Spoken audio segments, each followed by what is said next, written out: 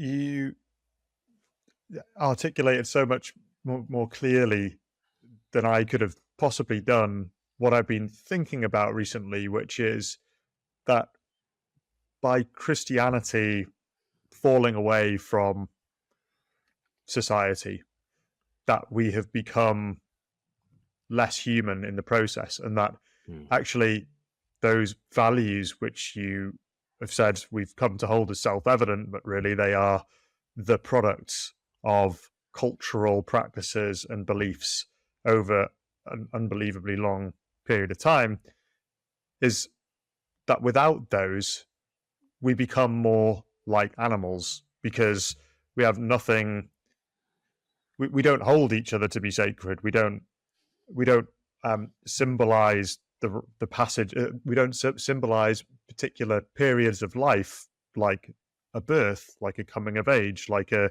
union of people and souls, like marking the end of a life in a certain way. Is if it's all stupid, if it's all pointless, if it's all made up, and we're just animals, then you can have a pretty unremarkable life where you have none of those things.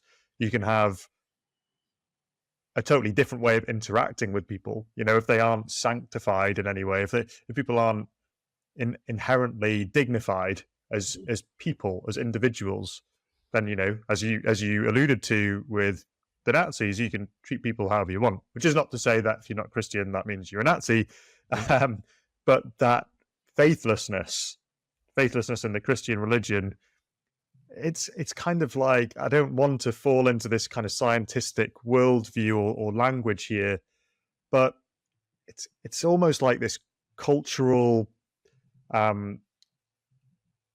tool that's come through evolution somehow, that we've actually reached a much higher peak as a species by having come across the Christian story, and without it we recede from that. Yeah. What do you make of that set of thoughts? Yeah, I mean, one response to saying that that I commonly get is people sort of say, "Oh, okay, well, it happened to be just arbitrarily, just contingently, it happened to be through the Christian story that we developed a language around human rights, but we would have gotten to an articulation of human rights anyway, with or without Jesus of Nazareth." I once put that question to Tom Holland, and his kind of his scornful laugh at that time we turned into a meme, because and he then said, "Look, the idea that human rights are this thing, this sort of Platonic ideal that just hang there in the ether, waiting to be discovered, is as theological as believing that Jesus Christ rose from the dead and is seated at the right hand of the Father." I'm quoting verbatim now from what Tom Holland said. The idea that human rights already exist, and just like Newton didn't invent gravity, so Christians did not invent human rights. They just discovered a thing that if it wasn't Newton, it would have been somebody else who invented gravity. And if it wasn't the Christians, it would have been somebody else who invented human rights.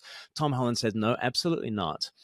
And if you think that human rights are already a thing, and any old story or system could simply bump into them, you already hold to a very theological view of the human, a very particular view of the human, because the particular view of the human that undergirds human rights is a view that says all people, male, female, black, white, gay, straight, rich, poor, we are all the moral equals of one another, and that equality extends to the very fringes of the human family, no matter how weak or poor, no matter how economically viable we are, or any of these things. That vision of equality, but also that vision of human exceptionalism, that vision that from the outside we are so valued, requires a certain number of things to be true. Because if Thomas Jefferson, for instance, said that, we hold these truths to be self-evident, that people like us have inviolable rights, we would all say, "Oh, how dare you, Thomas Jefferson? What gives you the right to have a little coterie of humans, and everybody on the outside of the club doesn't have that status?" when you say we have human rights, the big question should always be, well, who's we? Mm. And the thing about human rights is you've got to have a we that is non-arbitrary. You've got to have a we that extends to the very fringes of the human family, but also a sense of we hold these truths to be self-evident that is non-arbitrary. Because as soon as you say, well, it's arbitrary that humans have gotten to the top of the evolutionary tree and therefore we conclude ourselves to be king. Why doesn't a subset of human beings just say, no, actually, like, forget, it should just be landowners, right? And let us never forget, Thomas Jefferson held 600 slaves, as he said. We hold these truths to be self-evident that we're all equal, right? Never let that be forgotten, because there's always that massive question mark over, okay, if humans are exceptional, says who? And the Christian story is that somebody from outside the human has valued the human and has valued all humans in that single humanity and has lifted all humans up to the highest place. And as soon as you've said that, you've said the Christian story, right? You've just said, God has become man and has exalted humanity to the highest place, which is a uniquely Christian story to tell, the story of the incarnation. And so both myself and Tom Holland would both kind of push back, I think, against those who would say human rights are a thing and Christianity happened to bump into that thing. Actually, what is inherent to human rights is kind of a doctrine of the incarnation, which is an already explicitly Christian kind of a thing. Does that make sense? It does. It does. I suppose the follow-on question that seems obvious to all of that now is that, let's say Christianity, the church, its ebb gets lower. It ebbs even further. And we might talk about how we want compassion, we want kindness, we want equality, we want freedom. But how long will they hang around for if we don't ground our cultural practices, our institutions, which were largely built around them, the things like rule of law, for example, also sprouted out of this tradition? How long does all that stuff hang around for? And is it possible to live with these as ideals abstracted from the story, in your opinion? Well, Os Guinness has called us a cut flower civilization. Ayaan Hirsi Ali at the art conference last year, going on for about 12 months ago, she was on a stage with Os Guinness and Jordan Peterson and John Anderson. And Os Guinness was just finished saying, we're a cut flower civilization, and the root was this profoundly Christian thing. And it was in that context that Ayaan Hirsi Ali, who was very much at the heart of the new atheism, came out as Christian and said, we absolutely are this cut flower civilization. We have come from the Bible, from the Judeo-Christian heritage.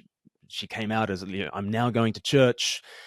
And she was actually the one who injected the note of hope there, because she said it might be a cut flower civilization, but we've got seed packets and we can get out there and we can scatter the seed of, which is a profoundly biblical analogy. The first parable Jesus tells is the parable of like sowing the seed, and the seed is the word of God. And Ayaan's been on a wonderful journey in that way, and she came onto our channel recently to talk further about how the cut flower civilization actually woke her up to everything that Christianity has given to the West, and it through both that and through some personal difficulties led her back to Christian faith. So I don't think these things exist by themselves. I think the liberal values that we tend to prize come from a place, and they need to be nurtured by the vitality that actually gave rise to them in the first place. Tom Holland was asked, what do you see as the future? And he kind of laid out three different futures in an interview that he gave to me a couple of years ago. He said, one future is maybe we don't need Christianity to have these values, and maybe we can just cast off every bit of Christian heritage and blast off into the stratosphere. The booster rockets of Christianity got us where we were, but we don't need it for the future, and we can kind of blast off to oblivion or or whatever. And maybe it's just progressivism all the way, and it sheds every Christian skin. Possibly. Option number 2 for the future, there might be a real anti-woke backlash against that. And that could end up being quite Nietzschean. Nietzsche, who hated the compassion ethic of Christianity and wanted to go for power instead. That could be option number 2. Or option number 3, Christian revival. And maybe the church in the West catches up with where the church is in the rest of the world, because the church in the rest of the world is doing wonderfully and growing incredibly in Africa and South America and parts of Asia. So maybe the church in the West, the tide comes back in. And I remember when he said that, thinking to myself, I think it'll be all 3. I can see Christian revival happening in the West. I can definitely see that happening. And I can see things becoming more difficult for Christians. Perhaps so difficult for Christians that some of us end up in prison within my lifetime, simply for some basic, proclaiming some pretty basic Christian truths. And I can see an anti-woke backlash that might get pretty nasty as well. I think history tends to be a mess like that. So that's my best shot at figuring out what happens in post-Christian Europe. Well, that all seems plausible, and it probably not possible to see institutions end up only being able to govern with one particular worldview and have everyone understand that, and to live by it. So, at that point, I suppose you're getting a bit totalitarian, and I guess most of Christian faith is based on you coming to it and having discovered it, and not just having it forced upon you.